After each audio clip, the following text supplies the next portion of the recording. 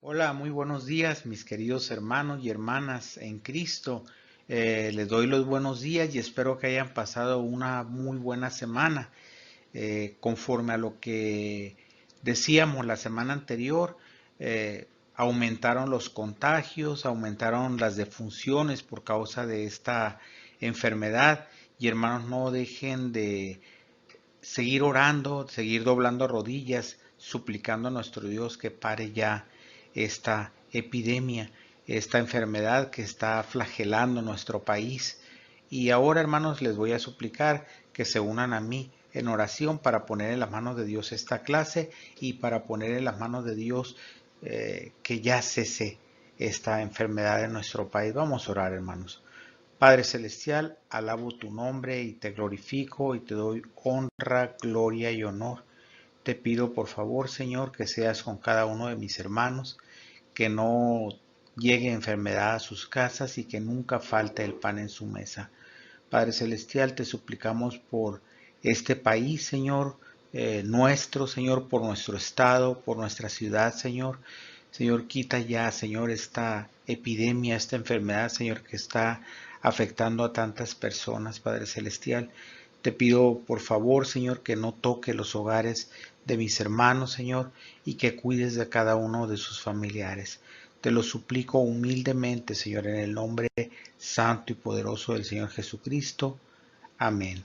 Hermanos, pues continuamos con nuestra clase. Bien, hermanos, el día de hoy continuaremos con nuestro curso de discipulado para nuevos creyentes basado en el libro de Doctrinas Cristianas. Esto lo podemos encontrar en el capítulo 20 con el título La Segunda Venida de Cristo, en la página 22, subpunto 6, que dice que los justos irán a disfrutar de un eterno regocijo. Y el día de hoy vamos a estudiar Apocalipsis capítulo 22, verso 5. Bien, hermanos, vamos a recordar un poco acerca de lo que vimos la semana anterior brevemente. Estudiamos primera a Tesalonicenses capítulo 4 verso 17 con todo su contexto. Vimos que esta carta fue escrita por el apóstol Pablo a los creyentes de Tesalónica que estaban en medio de una gran persecución inmediatamente después de la partida de Pablo, y aquí el apóstol aprovecha para desmentir también una falsa enseñanza que circulaba en el sentido de que los que mueren, aun que mueran en Cristo, quedarían fuera de la gloria de gozar de la venida del Señor. Pablo les consuela y les revela un misterio que es el orden de la resurrección. Cuando el Señor venga, Él dice que va a sonar una trompeta y que los muertos en Cristo resucitarán primero. Después, de forma inmediata, los que queden vivos o los que quedemos vivos recibiremos al Señor en el aire con todo lo que esto implica y lo cual ya estudiamos con detalle la semana pasada. Bien, hermanos, hoy nos toca estudiar el capítulo 22, verso 5 del libro de Apocalipsis. Si tiene una Biblia en su mano, síganos con la lectura. Dice la palabra de Dios, no habrá allí más noche y no tiene necesidad de luz de lámpara ni de luz del sol, porque Dios el Señor los iluminará y reinará por los siglos de los siglos. Enseguida, hermanos, vamos a disfrutar de un pequeño video. Capítulo 22. Después me mostró un río limpio de agua de vida, resplandeciente como cristal, que salía del trono de Dios y del Cordero. En medio de la calle de la ciudad, y a uno y otro lado del río, estaba el árbol de la vida, que produce 12 frutos, dando cada mes su fruto, y las hojas del árbol eran para la sanidad de las naciones. Y no habrá más maldición, y el trono de Dios y del Cordero estará en ella, y sus siervos le servirán, y verán su rostro, y su nombre estará en sus frentes. No habrá allí más noche, y no tienen necesidad de luz de lámpara ni de luz del sol, porque Dios el Señor los iluminará, y reinarán por los siglos de los siglos. Y me dijo: hermanos, ahora vamos a ver el contexto de nuestro versículo y nos vamos a ir hasta el capítulo 21, versos del 24 al 27. Si tienen su Biblia abierta, acompáñenme a hacer esta lectura. Dice la palabra de Dios: y las naciones que hubieren sido salvas andarán a la luz de ella, y los reyes de la tierra traerán su gloria y honor a ella. Sus puertas nunca serán cerradas de día, pues allí no habrá noche, y llevarán la gloria y la honra de las naciones a ella, y no entrarán en ella ninguna cosa inmunda o que hace abominación y mentira, sino solamente los que están inscritos en el libro de la vida del Cordero. Bien, hermanos, muchos piensan que leer el libro del Apocalipsis es difícil y entenderlo aún más. Pero, hermanos, si tratamos de entender el contexto, será más fácil de entender el texto. Hoy, como habíamos dicho antes, nos fuimos tan lejanos, hermanos, como el capítulo 21, 24. Y cabe hacer una pregunta, hermanos. ¿Habrá naciones? ¿Habrá reyes? Y si hay naciones y hay reyes, ¿cuáles naciones y cuáles reyes? ¿Habrá países? ¿Habrá fronteras? ¿Habrá idiomas diferentes? ¿Tendremos que traer un pasaporte de identidad nacional? ¿Habrá muro? Hermanos, sí va a haber muro. La Biblia dice que va a haber un muro, pero las puertas jamás estarán cerradas. Hermanos, la palabra naciones es la palabra etnos en griego o etnias, que significa pueblos y que se traduce en la Biblia más frecuentemente como la nación gentil, es decir, los gentiles que no son judíos. No es que se mantendrán las identidades nacionales en el estado eterno, sino todo lo contrario, pueblos de toda lengua, tribu, nación, tanto judíos como gentiles estarán unidos como un pueblo ante Dios. Cada creyente será totalmente igual. No importará ya el color de la piel, no importará si son estadounidenses, no importará si son guatemaltecos, no importará si son haitianos, no importará si son mexicanos. Todos seremos un solo pueblo ante nuestro Dios. Dice que los reyes de la tierra traerán su gloria y su honor. Representa una prueba adicional de la absoluta igualdad que habrá en el cielo. No habrá estructura social o clasista. Todos renunciarán a su gloria terrenal, a su pequeño poder que ejercían en la tierra, incluso dentro de la iglesia. Dice ahí que no habrá noche en la eternidad y que las puertas de la ciudad de la Nueva Jerusalén jamás serán cerradas. Esto refleja un estado de completa seguridad en esa ciudad. Será un lugar de descanso, seguridad y solaz. No habrá pecado, dice el verso 27, no habrá más pecadores, nunca nadie entrará ahí con algún pecado. Los únicos que serán admitidos son aquellos que se encuentren inscritos en el libro de la vida. El contexto inmediato de nuestro verso de estudio de este día lo vamos a encontrar en el capítulo 22 del libro de Apocalipsis. Si tienen su Biblia, por favor acompáñenme en la lectura, si no, léanlo en la pantalla que está frente a ustedes. Dice la palabra de Dios: después me mostró un río limpio de agua de vida, resplandeciente como el cristal, que salía del trono de Dios y del Cordero. En medio de la ciudad, a uno y otro lado del río, estaba el árbol de la vida, que produce 12 frutos, dando cada mes su fruto, y las hojas del árbol eran para la sanidad de las naciones, y no habrá más maldición, y el trono de Dios y del Cordero estará en ella, y sus siervos le servirán, y verán su rostro, y su nombre estará en sus frentes. No habrá allí más noche, y no tienen necesidad de luz de lámpara, ni de luz del sol, porque Dios el Señor los iluminará, y reinarán por los siglos de los siglos.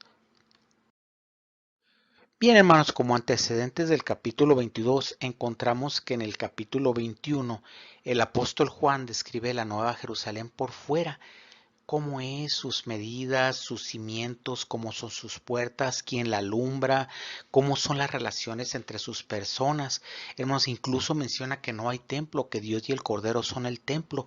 En el capítulo 22, el apóstol entra en detalles muy puntuales, muy finos, hermanos, y esto es una clara indicación de que punto por punto se van a cumplir todos estos detalles en la nueva Jerusalén, en la gran ciudad que desciende del cielo.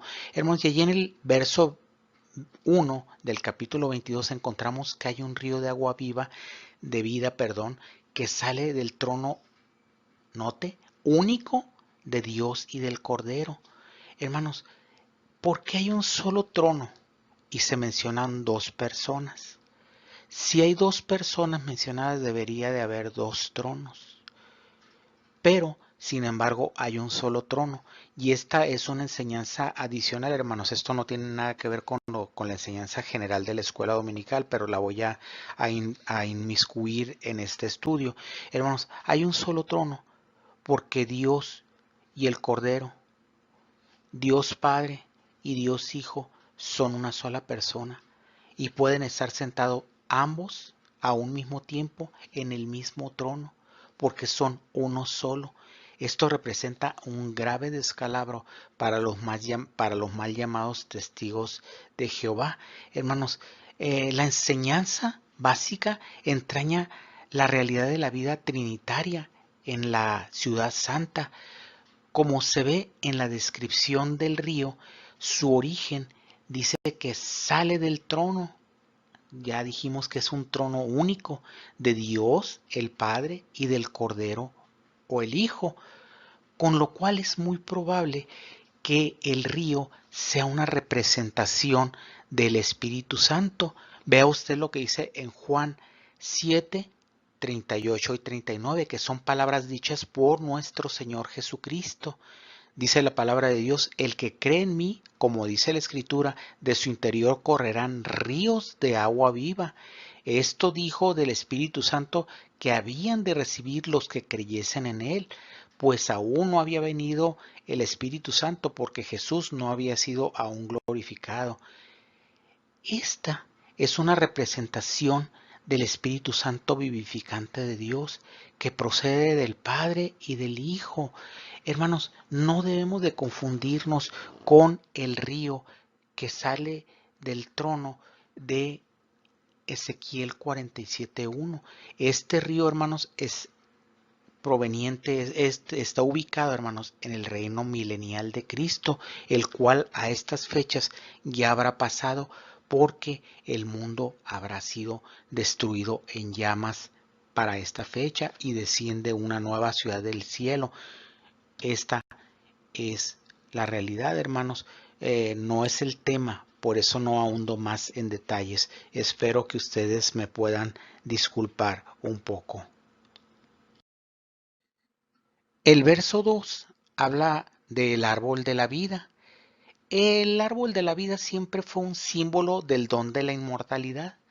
Es una idea muy arraigada y muy común en la mentalidad del pueblo judío. Es el equivalente celestial de el árbol de la vida en el huerto del Edén. Si nosotros vamos allá hasta Génesis capítulo 2, verso 9, dice la palabra de Dios, y Jehová Dios hizo nacer de la tierra todo árbol delicioso a la vista y bueno para comer, también el árbol de la vida en medio del huerto y el árbol de la ciencia del bien y del mal.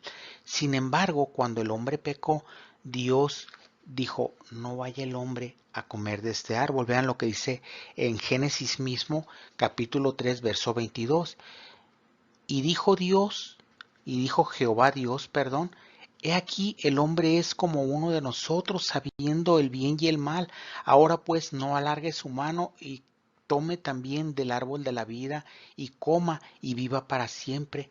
Aquel árbol de la vida que Dios escondió del hombre para evitar que fuera inmortal. Muchos opinan que el reino, que el huerto del Edén fue trasladado al paraíso de Dios, al tercer cielo que menciona el apóstol Pablo. Y Dios lo escondió para evitar que el hombre fuera inmortal. Hermanos, dice la Biblia que es un solo árbol, dice, y había un árbol que estaba a los dos lados del río. Hermanos, el río corre por la calle de en medio de la ciudad y hermanos, el árbol de la vida está a los dos lados del río. Entonces, ¿cómo puede ser esto? ¿Cómo nos explicamos esto, hermanos? Es la palabra griega que se usa ahí es eulón, árbol sin artículo. Podría decirse que es un solo árbol. Hermanos, yo podría imaginarme que se trata de un árbol como una especie de arco o de puente que pudiera abarcar las dos partes del río. Pero hermanos, probablemente hay muchos autores coinciden en esto, que se trata de un modismo al hablar.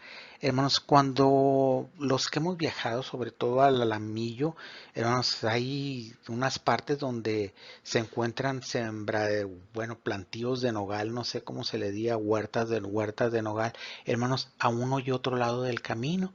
Entonces, cuando a uno le preguntan cómo te fue en el viaje, muchas veces nosotros respondemos, a los lados del camino, puro nogal se miraba. Hermanos, ¿era un solo nogal o había muchos nogales? Hermanos, al parecer este es el caso, varios árboles de vida.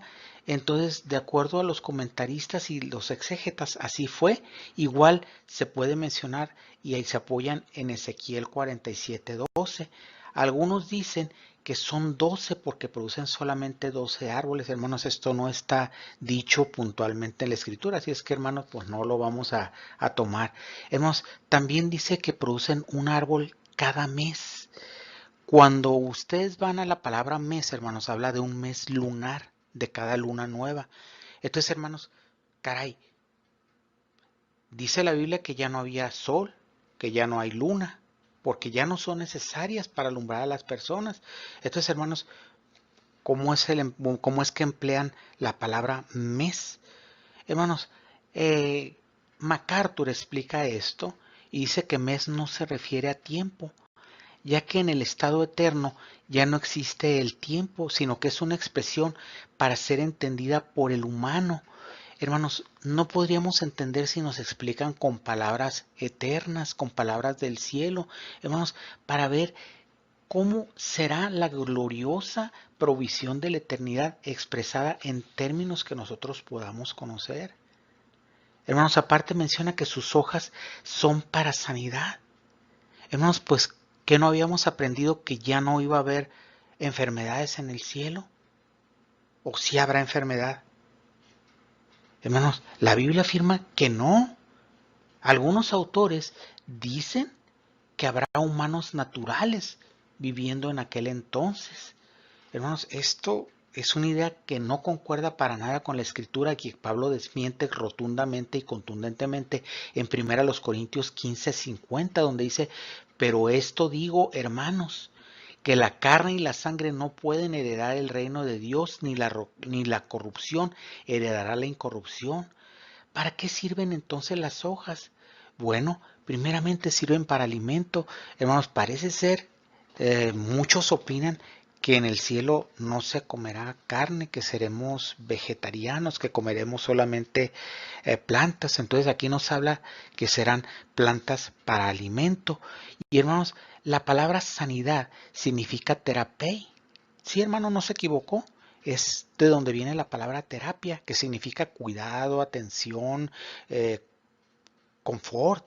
Así que los frutos y las hojas serán para el cuidado y el alimento de los habitantes de la ciudad. Hermanos, Dios ha pensado en todo. Nos tiene confort, nos tiene alimento, hermanos, porque vamos a comer. Tendremos un cuerpo semejante al del Señor Jesucristo. En la Biblia nos dice que el Señor Jesucristo comió aquí en la tierra una vez que fue resucitado.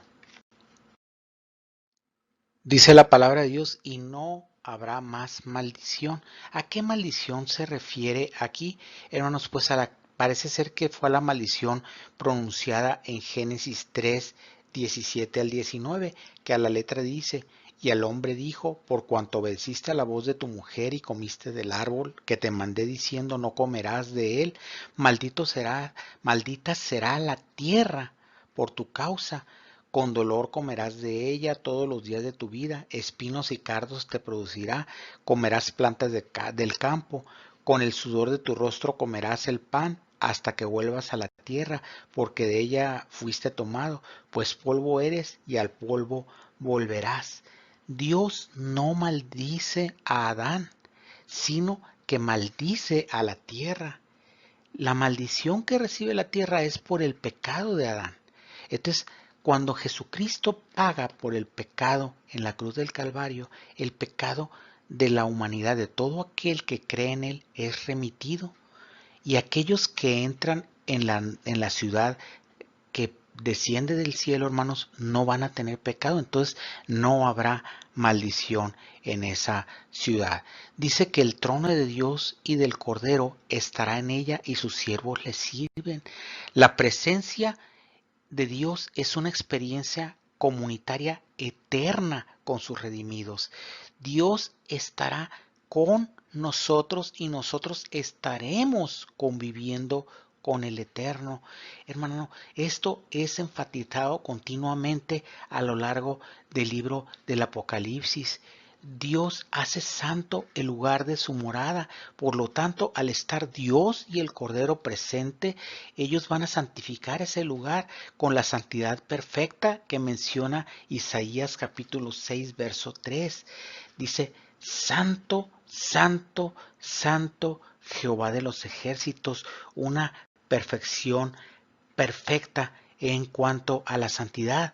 Y hermanos, seremos sus siervos, les serviremos. Hermanos, la palabra que se utiliza ahí para siervos, hermanos, es la palabra douloi, que significa literalmente esclavos. Hermanos, esto no es algo que provoque afrenta ni vergüenza, hermanos. Ser esclavo del Señor es lo mejor que puede suceder. El apóstol Pablo no conocía a los romanos cuando les dirigió la carta que él escribió. Hermanos, entonces, como no los conocía, tenía que presentar su mejor credencial. Lo primero que tenía que decir era lo más contundente o lo más valioso que él tenía. Y lo primero que mencionó, hermanos, en Romanos 1:1 dice, Pablo, siervo de Jesucristo. Pablo, esclavo de Jesucristo. Para el cristiano no hay cosa más grande que ser esclavo del Señor. Dice también la palabra de Dios, y verán su rostro y su nombre estará en sus frentes.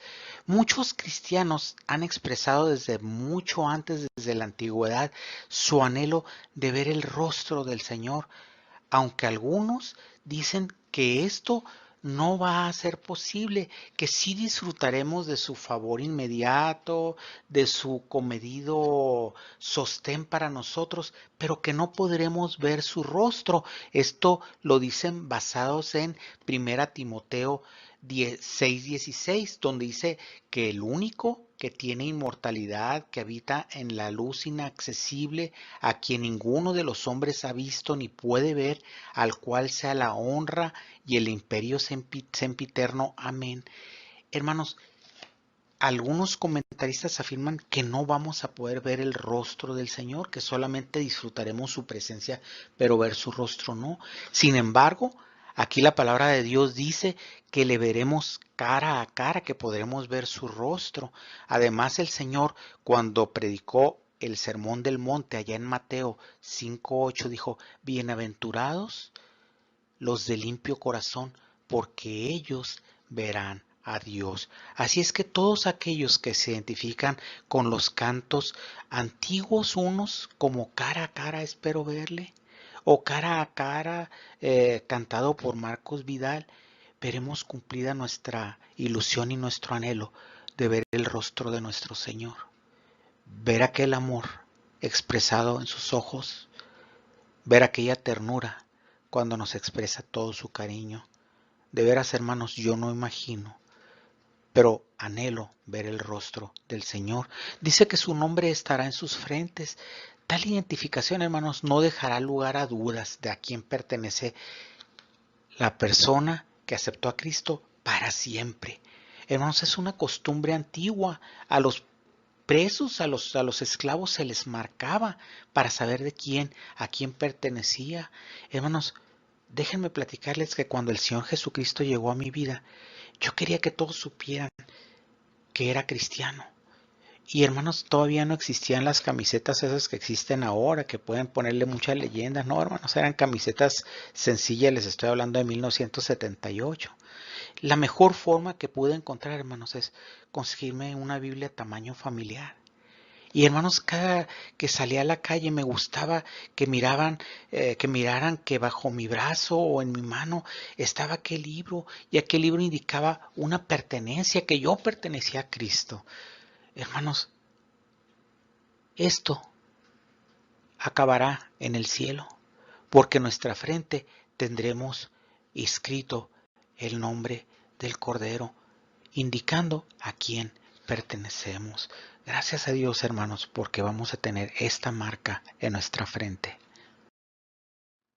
Bien, por fin llegamos a nuestro versículo de estudio.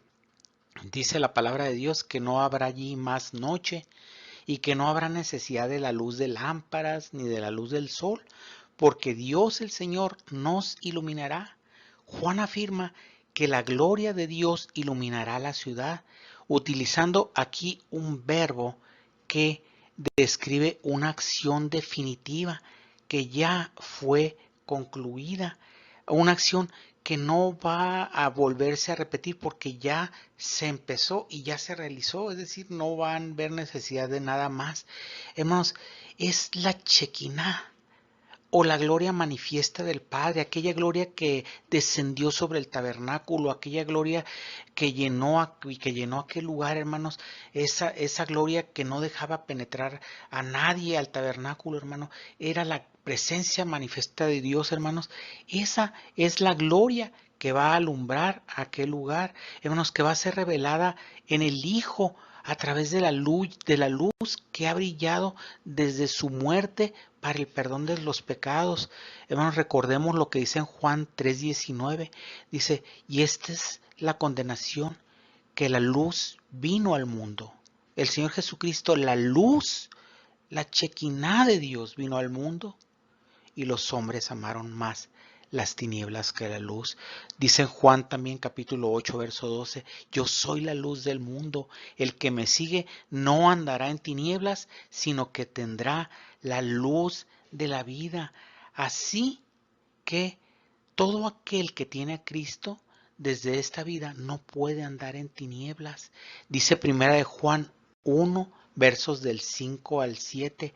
Este es el mensaje que hemos oído de él y os anunciamos. Dios es luz y no hay ningunas tinieblas en él. Y si decimos que tenemos comunión con él y andamos en tinieblas, mentimos y no practicamos la verdad.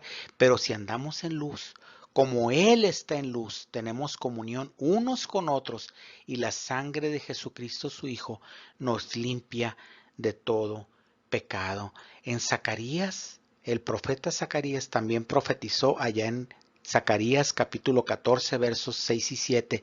Y acontecerá que en ese día no habrá luz clara ni oscura. Será un día el cual es conocida de Jehová, que no será ni día ni noche, pero sucederá que al caer la tarde habrá luz. Todo el mensaje profético de las últimas cosas concluye en este mismo mensaje. Dios es luz y su misma gloria alumbrará con poder toda esa ciudad.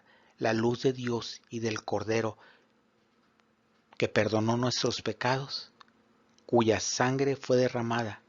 Ellos alumbrarán la santa ciudad. Y concluye nuestro pasaje de hoy, y reinarán por los siglos de los siglos. Hermanos, ¿sobre quién reinarán? Hermanos, no se nos dice, dice que reinarán, pero sí nos dice que compartiremos el oficio real de Cristo, que es reinar, en una identificación de unión y comunión con Él. El propósito de Dios al crear a la humanidad fue que el hombre se enseñoreara de la tierra.